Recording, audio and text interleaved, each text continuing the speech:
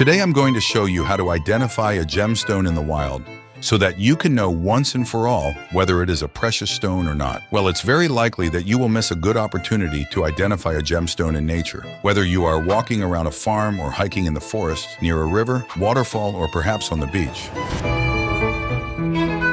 In other words, to simplify things, what you'll see in this video applies to any place where there are stones. What makes it most difficult to identify gemstones in nature is the fact that they are not cut like we see in jewelry. Gemstones in nature are usually very different. They can have a rustic, opaque, and unremarkable shape. They are camouflaged in the midst of ordinary stones and go unnoticed by the layman's eye. That's why today we continue a series of videos that teach ordinary people how to identify gemstones directly in nature. Fortunately, there is a very simple and easy way to do this, which is by color, which means that everything is easier if you learn one color at a time. So, following this logic, today we're going to start by identifying green gemstones, including where we can and cannot find them, and what types of gemstones can be found in green. And last but not least, we'll talk about the average value of each of them. After all, who wouldn't want to make a few $1,000s by finding gems out there? I won't be left out, so get ready, because I'm hoping you'll be the next lucky person to find one of these stones. Now, in case you didn't know, many of the stones we find in nature do have value. And depending on the type of gemstone that can be found in your region, you can become very rich. But in most cases, people end up ignoring this due to a lack of knowledge. I'm not saying that all the stones you find in nature have a very high value. It's not like that. If it was that easy, they wouldn't be so valuable. However, it is possible that even those stones found in nature that have a lower market value can in some cases compensate for these differences by being found in large quantities. Now imagine the following situation. Let's say you're walking along the banks of a river full of pebbles, near some waterfalls on your grandfather's farm. You look at the ground and see that the place is full of gravel, different kinds of stones, and ordinary rocks. Until you turn over the rocks and come across a green stone that looks just like this one. This dark green stone is kind of opaque without any transparency. If you've never seen these pretty little stones before, they're known as green jaspers. There are many other colors of jasper, and this green one is even rarer. Green jasper is considered a semi-precious stone, and its added value depends on the type of cut the stone receives and the type of jewelry that is made. To get you used to it, this is what a green jasper looks like in its raw state, a stone that may be cracked or slightly rounded due to friction with other stones. It has no transparency, but it is completely homogeneous, very heavy and hard, and is very easy to cut, especially in oval form. In their raw state, such stones can sell for between $20 and $30 a kilo, depending on the quality and color. Cut stones, on the other hand, can sell for as little as $5 a piece. But if it's a cut stone mounted on a ring, for example, you can get prices of up to $100 a piece. Be careful, however, if the green jasper has small red spots, especially if they are very bright and prominent. You should know that they are called heliotrope, which is blood jasper, a slightly rarer and very famous type of jasper, especially in international circles. And in this particular case, a stone like this can be worth about 5 times as much, so keep an eye out. Another stone you can find in rivers, and certainly in river cascades, is green quartz or aventurine. These stones can vary in hue, but usually have a slightly lighter color than a jasper, and sometimes a slightly translucent hue when held up to the light.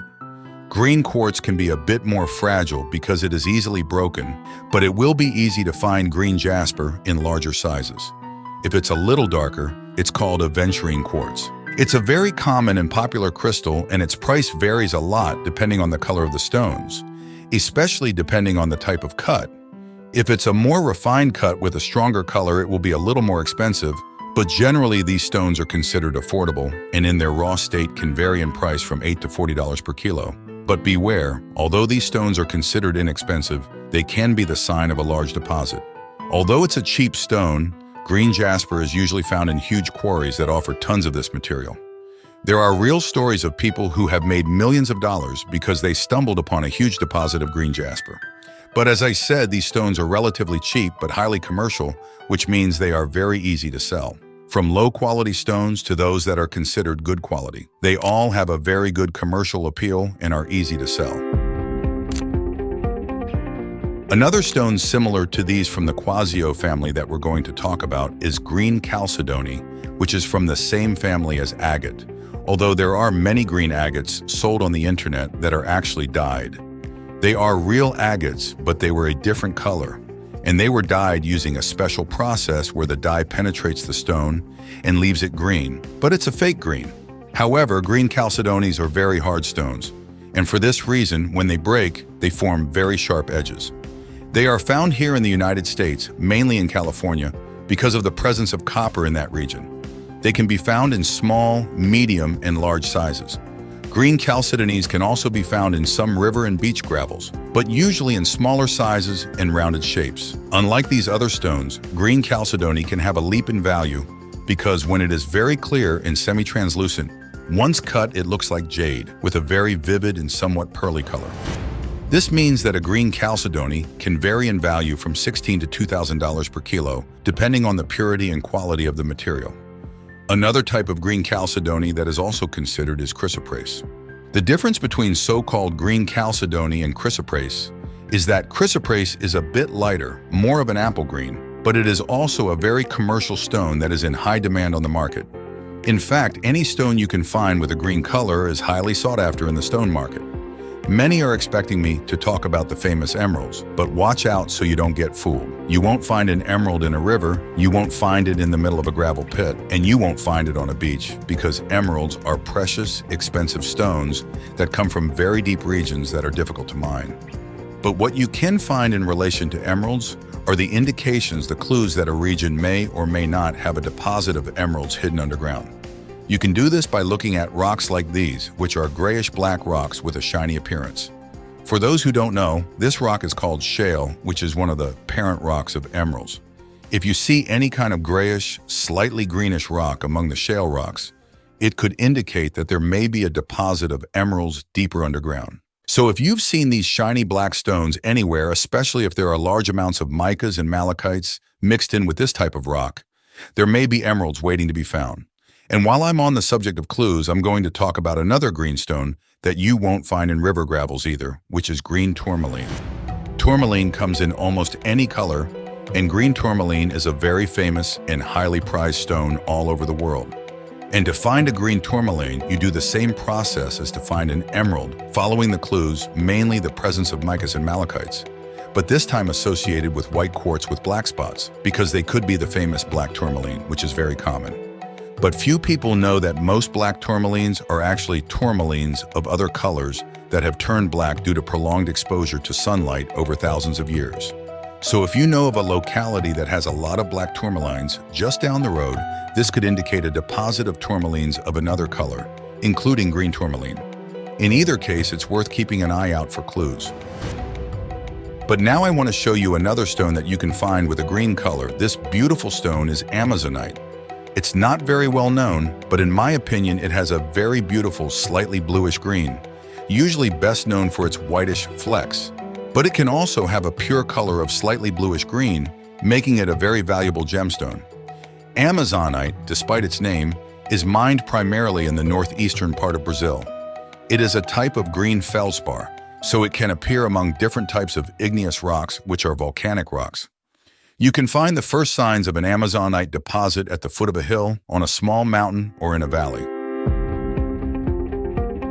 You'll notice green rocks with a slightly bluish-green color mixed with some white rock. Amazonite is another rock that can reveal a large deposit, both for use in jewelry and for rare ornamental stones. And its value can vary from $20 to $300 per kilo. Just like aquamarine, which is another very famous gemstone in Brazil, we can also find it in green, but it is better known for its blue color. This gemstone is a cousin of the emerald, as they are both beryl minerals. But beware, emeralds are found in deeper regions, while aquamarines can be found in shallower regions, with the presence of iron in the middle of pegmatites, and even, believe it or not, in ravines by the side of the road. In places where there is a lot of natural granite, you can also find aquamarines. But if they are crystalline, they look like Colombian emeralds and can be extremely valuable stones, worth between $200 and $10,000 per kilo. And I know you're waiting for me to talk about the famous diamond. Yes, there is such a thing as a green diamond. But green diamonds are not as intense a green as the other stones we've seen so far. Generally, a green diamond has a grayish green or pale green color. Even though it's not the most valuable type, it's very rare to find a green diamond. In this case, it is more interesting to research and learn what all diamonds look like, because all diamonds of all colors have practically the same characteristics. So what you see here now are pictures of natural green diamonds, so you can start observing what they look like. But at the end, I'm going to leave you with a video where you can see how to identify diamonds in various homemade ways, and this will also apply to green diamonds. And it's worth checking out if you really want to find a green diamond, because a single stone like this can change your financial life overnight, and you can add more than $100,000 to your bank account with just a single stone the size of a fingernail.